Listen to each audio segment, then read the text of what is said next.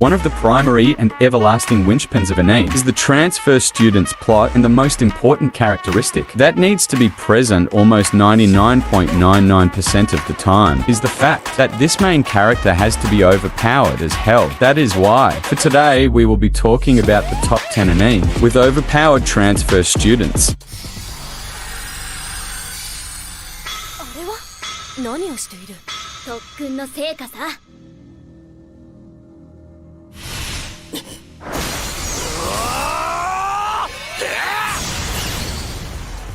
Coming at number 10 is 100. 100 here isn't referring to a number or anything of the sort. 100 here is the technology humanity is using in their battle against the extraterrestrials. The savage and these monsters are powerful, and the main character was able to survive somehow and encounter with them as a child. The same incident that motivates him to become a slayer and 100 wielder. This incident also happened to turn him into a variant, buffing his capabilities. As 100 compatible subject, he is by far the strongest 100 wielder in the Little Garden Academy battleship mobile school, created for the sole purpose of training these new compatible 100 candidates to become slayers and kill the savage. Coming in 9 is Demon King Daimo Akudo Sai. I mean, really, what can be said about this powerhouse of a monster race in the church? After being left at its doorstep as a baby, this man grows up with a dream of becoming a high priest that will do good for society and help it grow. On his way to transfer to his new academy, Constant Academy for Magical Arts, the spirit Yada Garasu makes quite the ominous prediction about Sai becoming the demon lord and destroying the gods of this world. Mind you, Yada never had a wrong prediction,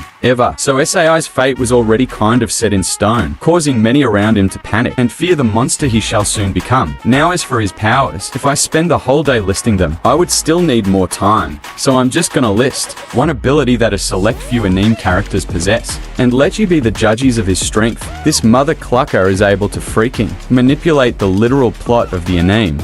He can literally change the story, the plot, as he wishes, according to his whim, setting him on the highest pedestal there is for overpowered characters in an anime. And guess what? Kudo beats Goku.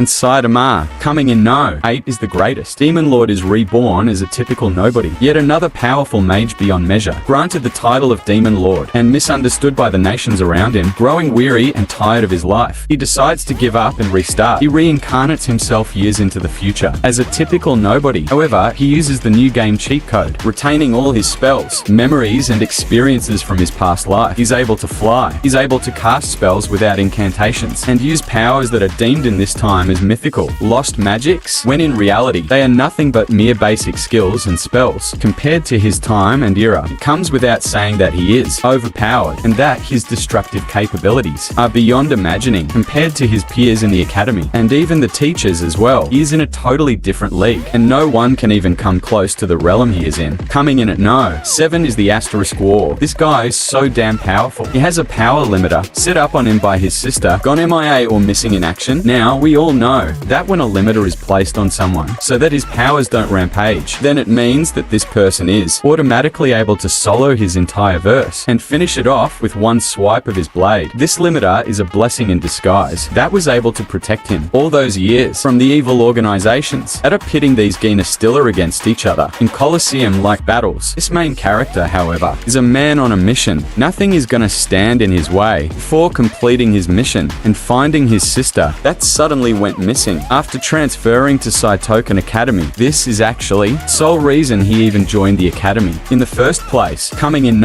6 is Noblesse. When it comes to a world with supernatural beings and monsters from folktales, circumstances declare that you must be powerful enough to face those beings and at least survive well. Just like any food chain, it has its apex predator, and in this world, the nobles Arca vampires with supernatural magic and powers are the apex predators. One problem, though, right, or Cadus Etramurai ISIL, is the nobles is, the hunter of the nobles, the one that tracks them down and disposes them if they leave the righteous path and follow their whims in search for power. Right after, slumbering for almost a century, is finally awake, back to the land of the living, and he has no freaking idea what the 21st century is all about, especially when it comes to technology, and mostly any 21st century behaviors. This noble is found lacking in a sort of comical, funny way. However, when it comes to fights, protecting his friends and his school, Ray will not stop fighting until his enemies kneel before him, and realizing just how big the gap is between them and him. I mean, number 5 is Campion. This anime is all about being overpowered. This character is one of 7 only on Earth, and even then, he is still unique and more powerful than all of them. What makes him so special? Oh, nothing much. He just killed a god and gained his powers, along with the stigma of killing a god. That is stigma marks him as a Campion, or in other words, god killer. Kratos would be so proud. Now it is up to him to battle these gods and face them. Those gods are seen as heretics, and it is up to the Campion to protect the world from them and safeguard humanity. Coming in at no 4 is Spirit Chronicles. Even though it's an isekai anime with people dying in the real world and reincarnating into the other, this anime takes a different approach, a basic trope when it comes to Ryo. However, Ryo is an orphaned boy that receives the memories and life experiences of Haruto Amikawa. Upon his death, Ryo,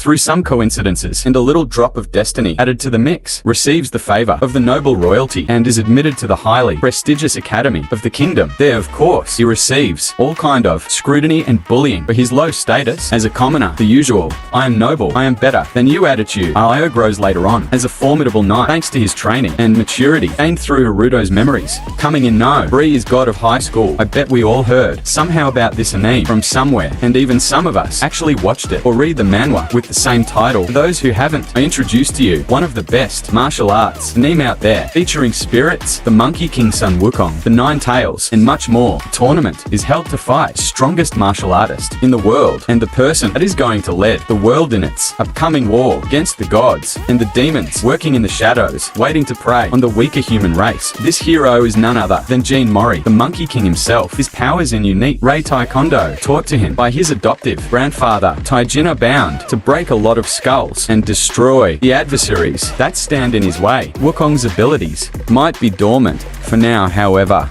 when the right moment comes, Jean is going to cause a lot of jaws to drop with his insanely fast kicks and punches. Coming in at no. 2 is Tokyo Ravens. OMIODO is the power that the Japanese used in the Second World War, and they almost won because of it. However, they got greedy, and the great spiritual disaster took place. An event that was so catastrophic, it destroyed almost the entirety of Japan, gasted the war, and is still suffering from its ramifications to the present day. At the center of it all lies the revered Onmyoji Yaku Sakamikado, the one behind it all. Now the question is, how does the main character fit into all of this when he is actually someone with no power? Well, this is nobody of our main character. It's actually the true reincarnation of the genius Yako Tsuchi Mikado, the strongest Anmyoji to ever live. His battles won't be easy, and along the way, the truth of who he is will be revealed to him bit by bit until he comes to the full realization of his true identity. And no, one goes to Charlotte. Charlotte, oh my god, this anime, the main character in this show, is the one that the word overpowered was created to describe. Starting off simple, this main character was gifted with the ability to hijack the body of anyone in his eyesight range for 30 seconds, and he can do whatever he is given. He wants with it total control of the body. However, and this ability used to leave his original host body at risk, so we needed to be extra careful when using that skill of his. After using his ability with abilities on another person and gifts like him, the main character realizes that he has only scratched the surface of what his powers are truly capable of. After all, he found out that not only is he able to hijack bodies, he's also able to steal the powers of other ability users that he meets. This revelation of sorts marked the beginnings of his journey and mission to hunt down every last person with powers, steal them. His journey is quite a perilous one, and with each encounter with an ability user, he grows stronger, faster, and smarter. This main character won't stop at anything before reaching his goal, all the powers and receiving in the world, his endgame goal. You ask, well, all I can say is he doesn't want to rule the world or become some sort of living god on earth. Thank thanks to all his stolen powers. On the contrary, however, he actually despises these powers and does something that would never come to your mind. Of course, I'm not going to disclose this in the video. It's for you guys to go watch and find out yourselves, unless I make a recap about the anime and spoil the living hell out of it. But oh well, we will cross that bridge when we get there. I hope you guys